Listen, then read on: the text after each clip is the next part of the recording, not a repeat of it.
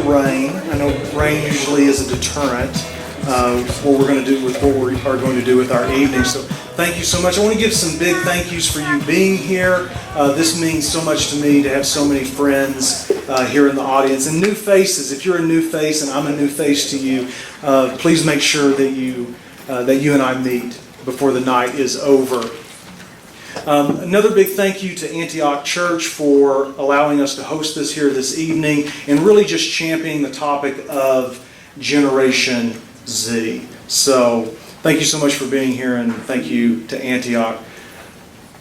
So I spent about 10 years of my professional life working with millennials. I worked at a university out in Oklahoma. It was a Christian university.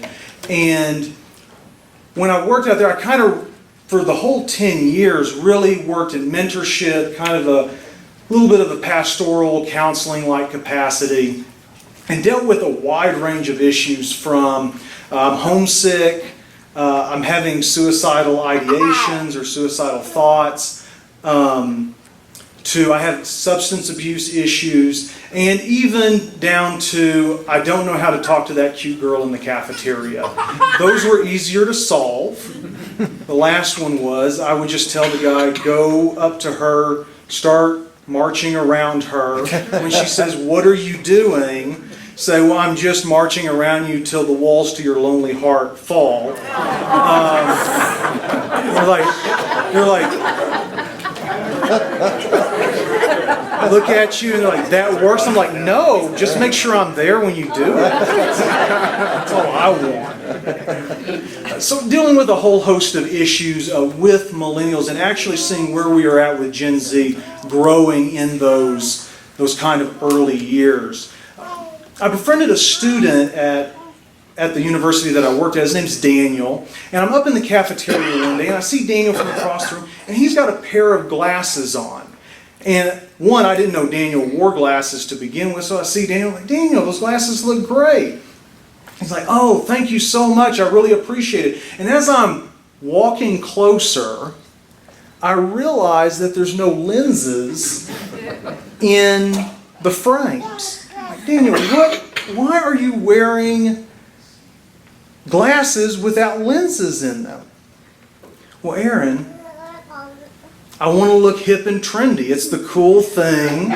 And so Daniel wanted people to view him through the lens of, no pun intended since there were no lenses in his frames, he wanted people to view him through the lens that he was hip and cool. Now I know all the cool kids don't say hip and cool anymore, but that's how he wanted to be viewed. And I think that when it comes to Generation Z, we put glasses on. Now, some of us who are fortunate enough as sighted persons who don't have to pay to see the rest of the world, joke went over better in my head earlier. If we wear glasses, we wear them to correct a challenge with our eyes. Maybe it's a stigma, or maybe we just need to magnify something. But what we really want is to be able to see the world the way that everybody else sees the world. We want to see the world as it is. And so tonight, as we talk about Generation Z, that's what we want to do. We want to see their world as the way that it is. And then we can figure out where we can help and where maybe we're not needed. So, Generation Z is a really interesting dynamic. And a lot of people want to think that Generation Z is very unique, that we've never seen them ever before. And that's not really quite the case. And we'll get into that just a little bit more. Generation Z is unique in the sense that they really buck all of the trends that have been developing since the 1970s. One of the crazier trends that unfortunately has been bucked is the issue of anxiety, depression, and suicidal ideation. So in the 1980s, when America started tracking these statistics, it started up here and it began declining throughout the decades until we get to about 2015. And in 2015, things radically changed. All the gains we made as a society went out the window. everything spiked way up. On our college campuses, something crazy began to happen as well.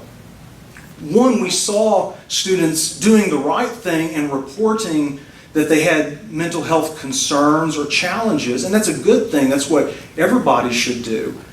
But we also saw young people who were unable to really have healthy conversations. There's a video, if you go on YouTube, Google it, write in the name Erica Christakis, you will see a very talented PhD in education, her husband specifically in this one video I'm thinking of, and he is surrounded by a group of students like it is a mob. And they are screaming and yelling at him. And because his wife sent an email and said, I think more young people should make decisions on their own. For whatever reason, the email went to everybody on campus instead of just the administrators. And students began to become very concerned, terrified, afraid, so afraid that they felt the appropriate thing to do was to circle her husband like a mob and begin screaming and yelling at him, that it was his job to make them feel safe and at home on the campus of Yale University. Now, that's a really weird thought because I think many of us, if we've gone to college, we never thought of college as home. Like, oh, that box that I live in, that's great. It's not really like home away from home. But to understand how we got here with Gen Z, how they became what we consider fragile and difficult to reason with and talk to, and to have higher rates of anxiety, depression, and even suicide. These things did not happen overnight. And actually, they happened over several generations. So actually what has happened in American history, or the American experience as I like to call it, we have actually experienced something called a cycle or a series of cycles. And these cycles have repeated themselves over and over for at least 5 times. And as in this American experience, we actually live in the 5th cycle, and we actually live at the end of this 5th cycle. The first cycle began with the Puritans landing in America, and we call it the Puritan cycle. And then the next cycle is the Revolutionary cycle, and as you can guess, that has to do with the Revolutionary War. The cycle after that is the Civil War cycle. Next cycle is the Great Power cycle, and that deals with the Great Depression and World War II. And finally, we land here in the Millennial cycle. And this is where we're at. It started in 1946, right after World War II, and it has been going up until just about now. There's 2 major events that happen in a cycle. One is called an awakening, and the other is called a crisis. Now, the awakening happens in the middle of these cycles, and these cycles work in about 80-year cycles. And in that awakening cycle, it's called the Boomer Awakening. Now, yes, it's named after the baby boomers. The baby boomers had a prolific impact on that awakening. They had a prolific impact on that awakening. But typically what happens with an awakening is very spiritual. It's where our society wants to turn and look in. And they want to know what's going on in my world. Am I spiritual? Now the crisis is a little different. By the time we get to the crisis, our outlook is no longer inside, it's actually outside. And we say that the world isn't working correctly. And so we need to make the world match what we're thinking in our heads, our ideologies, our values. And we'll go into a little bit more detail here in a second of how that works. So like I said, in 1946 starts a new cycle. It's called an American high. And in this American high, everybody's excited, everybody's exuberant, the economy is picked up from the Great Depression, and let the good times roll. 20 years later, we end up in this awakening, this Boomer awakening, and people have said, maybe I've been too comfortable. Maybe I've been too happy. I don't want to have all this material wealth. I want things to change. So in the awakening, we see baby boomers who are taking this inward focus, and as they take this inward focus, they're experiencing Woodstock, Kent State, campus social unrest, psychedelics, New Age theology, if we can call it theology, or New Age spirituality. And we also see the Jesus movement happening in this span from about 1965 to 1980. And when we get to 1980, we've got something called a third turning or unraveling. And again, it's the nature of these cycles to push against each other and to say, no, you're wrong, we're going to fix these things. And so I think a great example of the unraveling is Jerry Falwell's Moral Majority that he formed in 1981. And in this forming, what is he doing? He's trying to build a bloc, a coalition, a political force to try and undo everything that happened in the Great Awakening. And so this lasted until about 2005, this third unraveling. And when we arrive in 2005, we end up with a crisis. Now, Generation Z is born in 1995, 1997. That means that they are 10 when the crisis begins. When they turn 12, they get smartphones. They have access to social media. All the information and technology of the world is in their hands. No other generation has had that kind of access or power. They also go through something called the financial crisis of 2008. And that was brutal. It was hard. And it begins to shape who they are. And then finally in the crisis, because crises deal with, we're fighting physical wars, but we're fighting wars of ideas. And so we see this war taking place all the time around us today because we're in the middle of this crisis.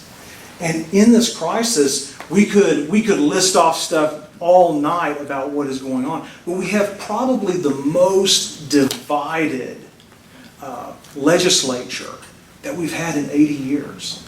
We are fighting over questions of when is a person a person?